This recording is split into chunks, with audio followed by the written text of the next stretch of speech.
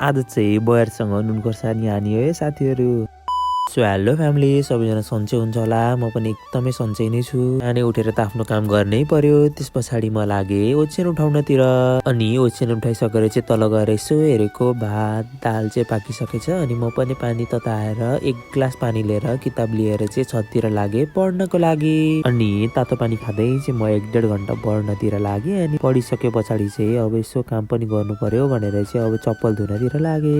चप्पललाई जालोले मजाले घोटघाट पारेर चाहिँ सट्टासँगले सुकाइदिए। अनि गाई लाने बेला पनि भइसकेको थियो। अनि गाईलाई चाहिँ टक्कसँगले बाहिरमा भएर चाहिँ खेतमा छोडेर आयौँ। अनि घर आइसके पछाडि चाहिँ खाना खाने बेला पनि भइसकेको थियो। अनि खानासाना खाएर क्लास जानु पर्ने पनि थियो। अनि खाना खाइसके पछाडि चाहिँ म पनि क्लास जानको लागि रेडी भएँ। टक्कसँगले बाइक निकालेर स्टार्ट गरेर म पनि लागेँ क्लासतिर।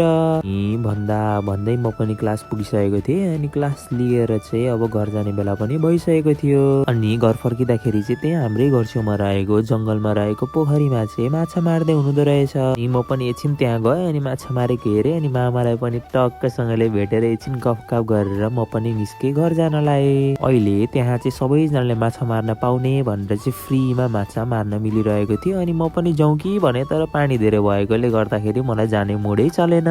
अनि घर आइसकेर चाहिँ के गरौँ भइरहेको थियो। अनि बयर खाना जाउँ न त भनेर टक्कसँगले नुन खोर्सानी पोको बनाएँ। अनि साथीलाई पनि बोलाएको थिएँ। अनि साथी म भाइ भएर चाहिँ लाग्यौँ बयर खानालाई। अहिले चाहिँ बयरको सिजन चलिरहेको छ तर पाक्ने बेला चाहिँ भएको थिएन। त्यही पनि काँचोमा नुन खोर्सानीसँग डुबाएर खाना चाहिँ एकदमै मिठो हुने भने भन्दा भन्दै त्यहाँ अगाडिको 1-2 ठाउँको बयर चाखेको त मिठै थिएन भने। अनि टक्कसँगले अलि मिठो पाउने ठाउँमा चाहिँ गयौँ अलि भित्र। अनि त्यहाँ गएर चाहिँ टक्कसँगले नुन खोर्सानी डुबाउँदै टक्क खाएको त एकदमै बवाल हो भने। त्यस पछाडि साथी म भाइ भएर चाहिँ ड्याङ्की ड्याङ बयरमा नुन खोर्सानी हाल्दै खान थाल्यौँ। तपाईँहरूले चाहिँ यसरी खानु भएको छ कि छैन कमेन्ट गर्न चाहिँ नबिर्सिनु होला।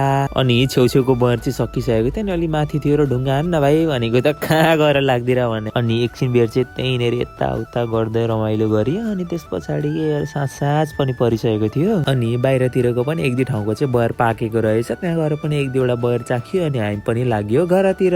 तपाईँहरूलाई मेरो भिडियो कस्तो लाग्यो कमेन्ट गर्न नबिर्सिनु होला। Thank you for watching.